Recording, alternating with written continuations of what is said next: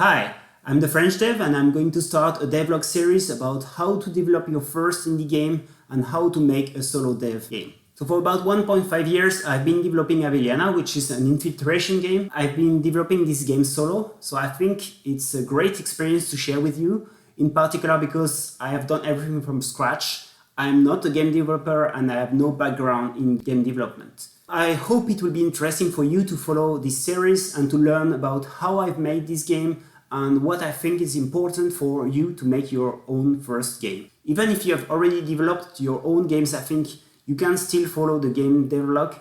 It can be interesting for you, and you can also give information to the other viewers about game dev, about your personal experience, because I think every game dev experience will be different, and I'm just sharing my own experience here. So for this game development series, I don't really want to have a script and to read it, so I'm just going to talk about different subjects, different topics I want to talk about. It will be about game development, it will be about making your Steam page, about making a Kickstarter campaign, about maybe contacting publishers, all these kind of things you need to know or you want to know before starting to make your own games. So I will be using my experience on Aveliana. I have documented a lot my game development from the very beginning, from the first day. So I have a lot of videos on how the game looked like from the very beginning to right now. And I think it's interesting for you and also for me to see how the game progressed over the months and over the years. If you are interested, of course, you can follow the game development on Twitter or on Instagram, where I share all my stuff on a daily basis. So the first thing you have to know if you want to make a game, I think, is what is your game? What do you want to make? And why do you want to make a game? Is it because you want to learn something? Is it because you have a great idea and you want to make this idea possible and to make people play this idea, play this game? What kind of game do you want to make? Because if it's a game for learning things, it will be very different than if you try to make a game as a platformer, or if you try to make an investigation game, or if you make an RPG, for instance. And all of this will condition what you will need later in your game development process. Everything is based on your initial idea. If you don't have a proper scope to your game development, then you will probably lose a lot of time. You will not be able to figure out what you have to do on a daily basis when you are developing the game. So the very first thing I would recommend to you is to start writing down and drawing your ideas. It doesn't have to be something very clear, but just put all the ideas on paper. You can write what will be the gameplay mechanics. For instance, you can write or draw a circle, which is your character, and show how it will move in the game, if it has some different or specific movements. Or you can also draw the enemies and show how they will interact with the player or with the character. All of this is very important because this will define the genre and the style of your game. So I'm going to share with you how I thought about making Aveliana and what was my initial idea.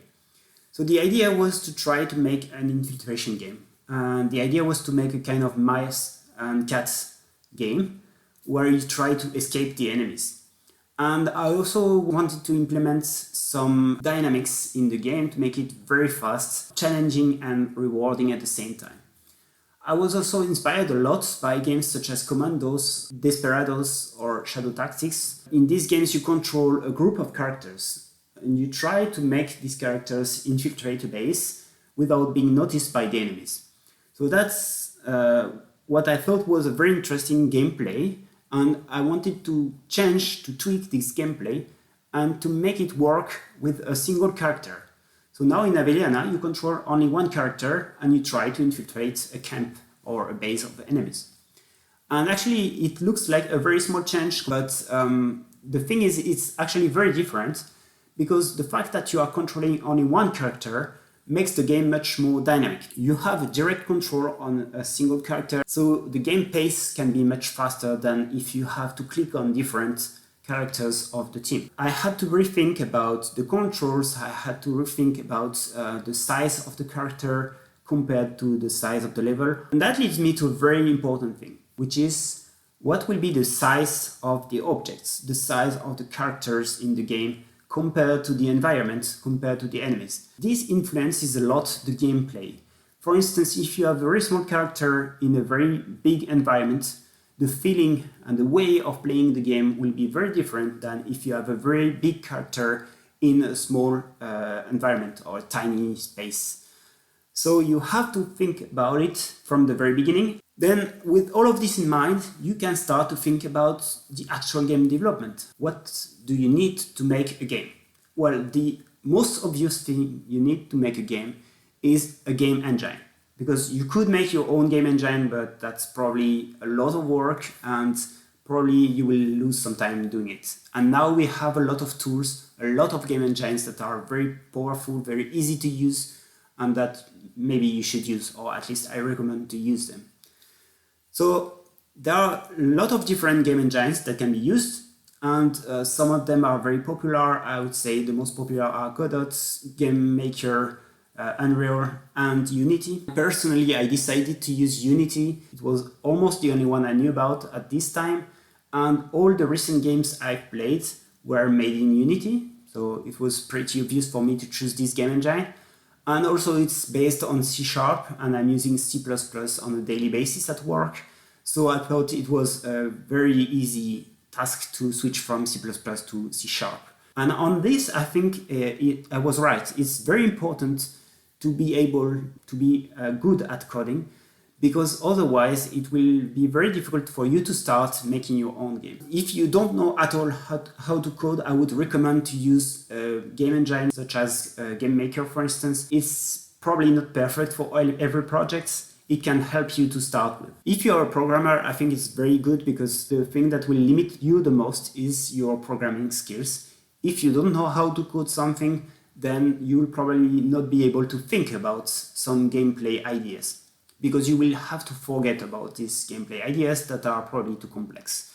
But if you have a good programming background, then you can think about more complex gameplay ideas and you can know how to implement them. And more importantly, you know if it's doable or not to implement them in the game and how long it takes. And now we come to the scope of the game.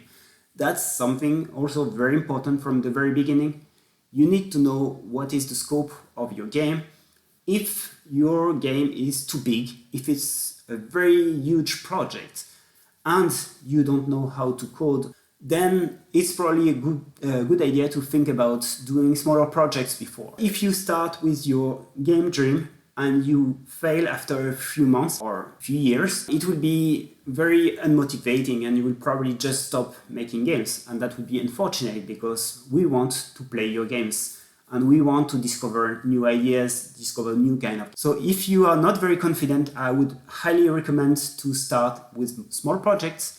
Even if you are quite confident, I would say it's better to start with a small project. That being said, I started with a large project and I'm probably not the good example for this. Sometimes it can be a bit complex and it's a lot of work, and I can say it by experience, you have to be highly motivated and you have to receive feedback and a lot of motivation from elsewhere to keep working on such a complex project, because you have to think about so many things at the same time and you have to make everything work at the same moment when you release the game. So for those who are using for the first time a game engine, as I was doing, I think it's very interesting to start with placeholders, because as I was saying before, it's important to know the size of your game. What is the size of the characters? What is the size of the environments?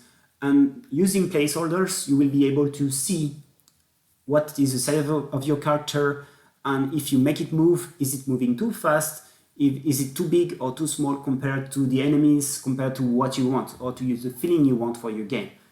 So you have to start, I think, with placeholders to make your game, if it's the first time you are touching a game engine. I would say for the very beginning, what is interesting is to start just placing some characters on a map to see how they will move, how they will interact together, and to start programming very simple scripts to make the motion of the characters, the IA of the enemies, a very basic IA to start with, to have a feeling of your game. It's something very important to me in my game development process, is to have always a feeling of the game, and I'm testing a lot the game for this reason.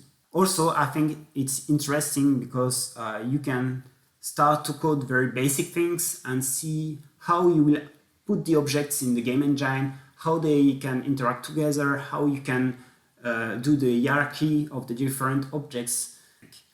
And you will be able to reuse this later in your projects because nothing is lost.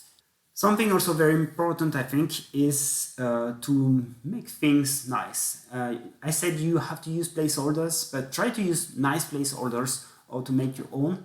Why? Because I think if you are making your first game, it's very motivating to see things that are beautiful. Personally, it's something very motivating. And from the very beginning, that's what I've tried to do. The first thing I've tried to do is to try making nice things that works together, play with the lights and all these kind of things.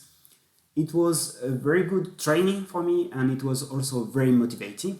And another good thing is that I could share it with people because I thought, okay, it's not too ugly, so I can share it on social media. And this way I could receive some good feedback and very motivating words from everyone. So that's what I recommend. But of course, if you are not an artist or if you just don't care about the art style, you can just draw some spheres and see how the game works with these placeholders. Very simple thing. So this is a very basic introduction to the game dev and to this game development process for a solo dev. I hope you enjoyed this first video of the series, and I will keep making those if you are interested. Feel free to leave any comment about a project you want to make, about this video, if I've missed something important you want me to talk about. Feel free to leave me a comment and tell me what you think about it. Like the video and help me share it to other people. Thank you so much and have a great day.